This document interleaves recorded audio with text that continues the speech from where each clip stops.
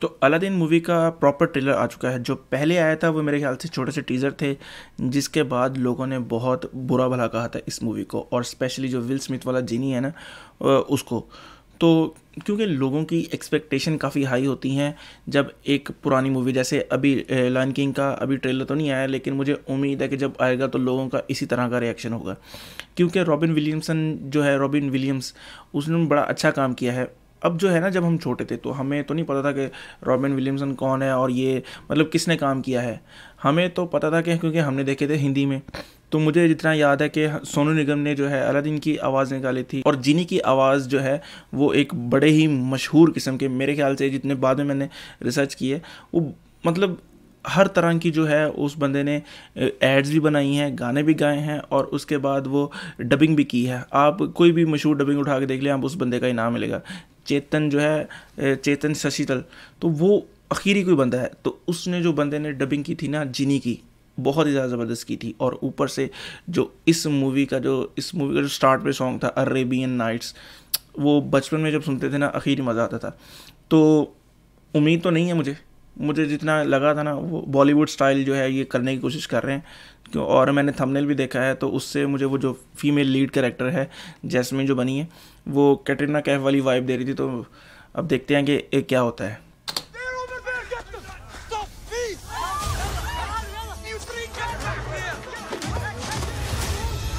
Iconic style.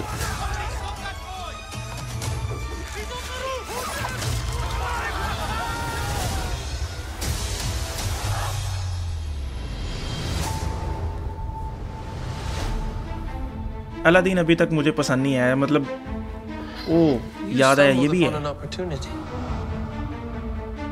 I can make you rich. What the Rich fuck? enough to impress a princess. ये जफार है? What would I have to do? Shit, There's a cave of wonders. ये कितना घटिया है। Bring me the lamp. ये तो almost पहले हम देख चुके हैं। Oh, great one who summons me, I stand by my oath, loyalty to wishes 3. I'm kidding. Watch this. Watch out! You done wound me up. You ain't never had a friend like me. कालीन भी आ गया। Hey, can you make me a prince? There is a lot of gray area in Make Me a Prince. I can अच्छा लग रहा है। make you a prince. Oh, no. Y'all see my palace? You look like a prince on the outside, but I didn't change anything on the inside. Showtime. No, I'm in charge, okay? I say when it's time. Really? Zafar अभी तक मुझे पसंद नहीं आया। Anywhere. Not this princess. Do you trust me? Full time Bollywood. Don't you dare close your eyes. Hold your breath, it gets better. I'm like a shooting star. I've come so far. Let me share this whole new world with you.